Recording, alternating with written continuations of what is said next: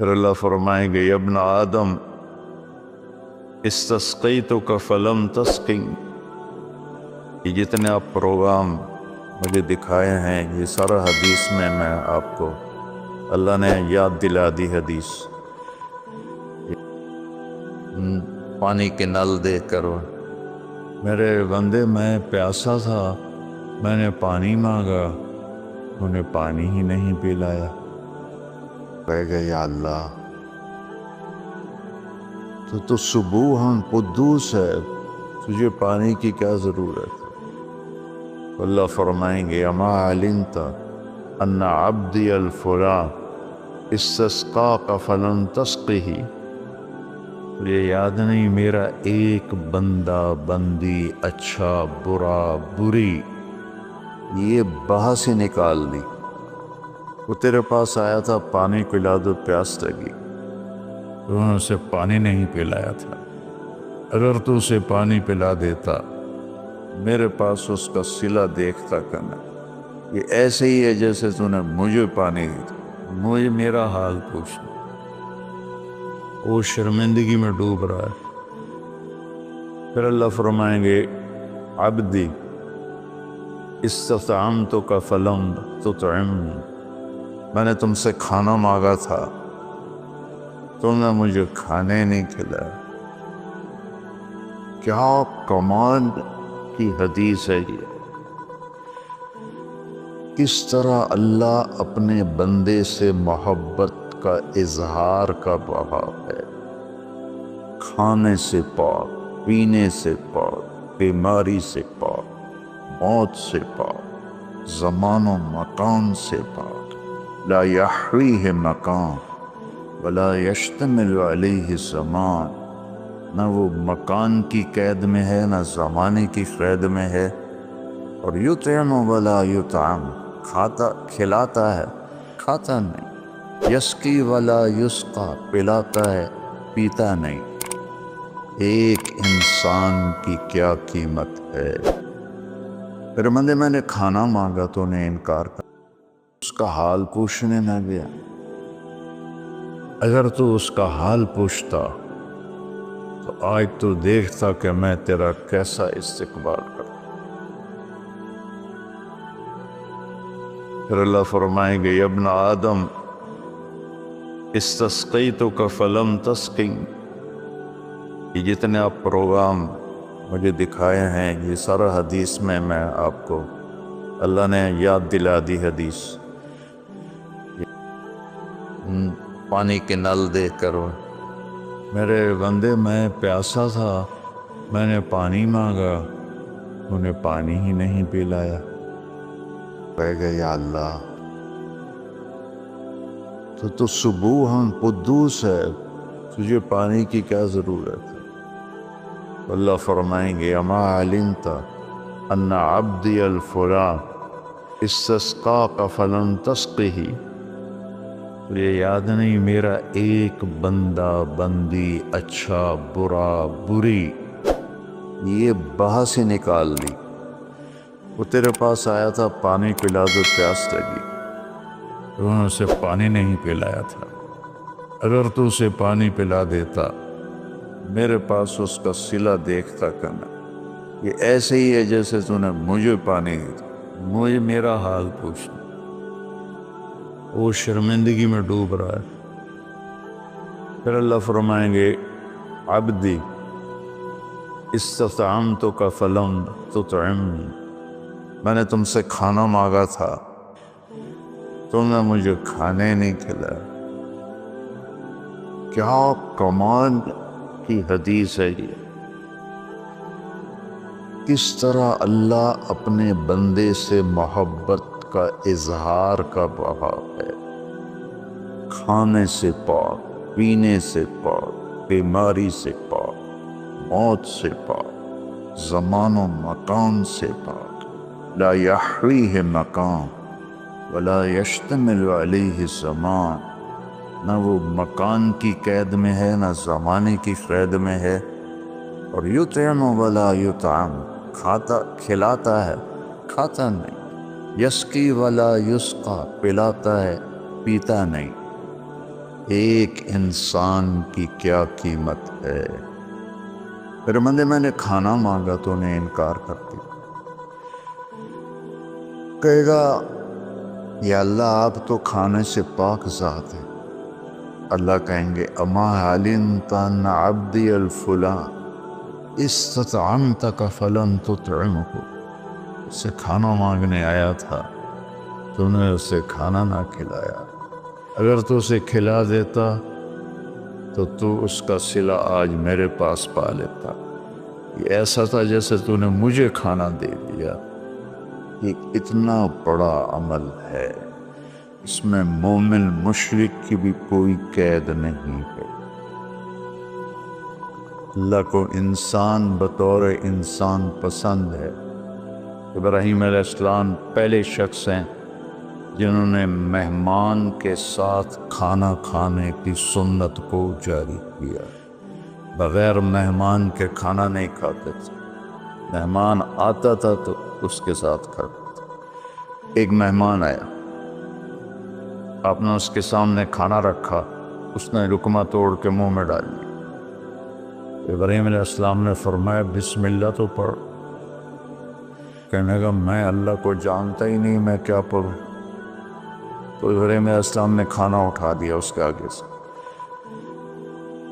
اللہ کا منکر کو میں نہیں کھلاتا۔ وہ اٹھ کے چل پڑا، دروازے تک نہیں پہنچا کہ جبریل آ گیا۔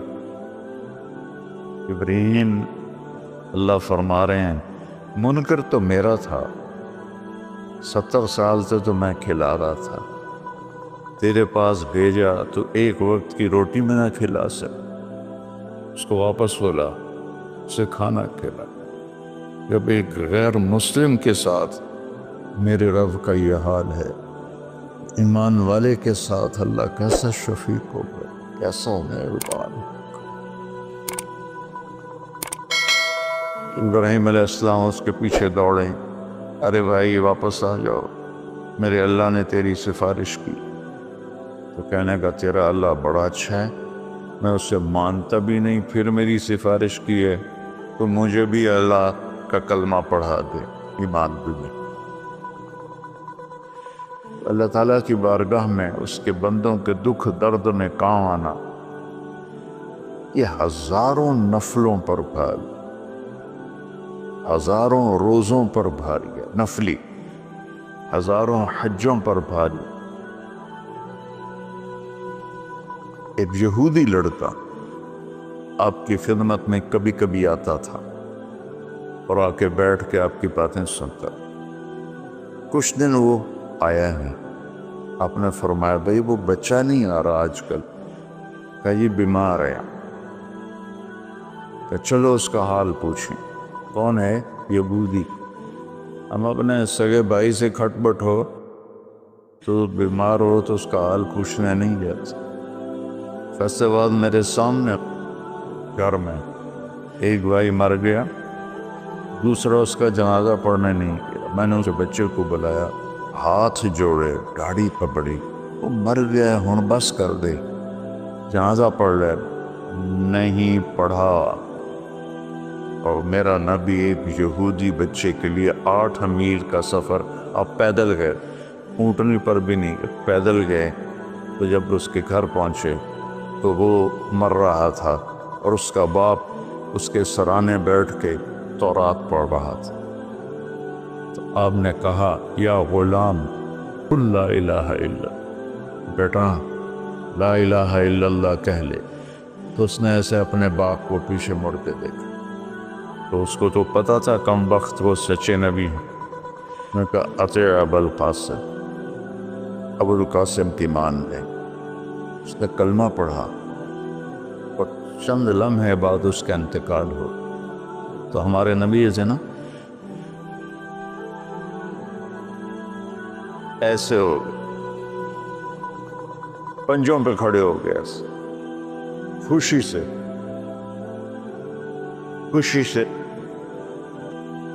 ایسے ہو، اور کیا کہا الحمدللہ الذی انقذہ بی من النار۔ تو نے اس سے میرے ذریعے جہنم سے بچاتے۔ صحابہ کا لشکر واپس آیا، سب نے کہا یا رسول اللہ، یہ جو ہمارے ساتھی تھے نا، یہ بہت ہی اعلیٰ انسان تھے۔ آپ نے فرمایا وہ کیسے؟ کہ ساری رات نفل پڑھتے تھے، صبح روزہ رکھتے تھے، تلاوت میں مصروف رہتے۔ آپ نے فرمایا تو اس کے گھوڑے کو چارہ کون ڈالتا؟ جو رات کو جاگے گا، دن کو روزہ رکھے گا، تو چارہ ڈالنے جوگا تو نہیں رہے گا۔ کہا جی ہم ڈالتے تھے۔ اس کا خیمہ کون لگاتا تھا؟ کہا جی ہم لگاتے تھے۔ اس کے کھانے کا انتظام کون کرتا تھا؟ کہا جی ہم کرتے تھے۔ تو پھر تم اس سے بہتر، تم اس سے بہتر۔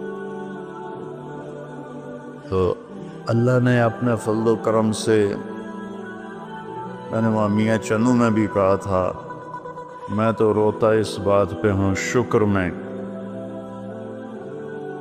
کرتا خود ہے، اوپر ہمارے نام لگا رہا ہے۔ یہ طارق جمیل نے کیا ہے، یہ احتشام نے کیا ہے، یہ یوسف نے کیا ہے، یہ راشد نے کیا ہے۔ کرتا تو وہ خود ہے، ہمارے کھاتے میں ڈال دیتا ہے۔ تو فرائض کے بعد دیکھو، فرائض کی معافی کوئی نہیں۔ فرائض کے بعد اللہ کے بندوں کے، ایک آدمی نے کہا یا رسول اللہ، اريد ان اکون خیر الناس، میں چاہتا ہوں سب سے اعلیٰ درجے کا انسان بن جائے۔ تو آپ نے کہا کن نافعا للناس تکن خیر الناس، تم لوگوں کی خدمت کر تو سب سے بڑا انسان بن جائے۔ اتنے نفل پڑھ، اتنے تہجد پڑھ، اتنے روزے رکھ، اتنے حج کر، اتنے عمرے کر، لوگوں کی خدمت کر، سب سے بڑا انسان۔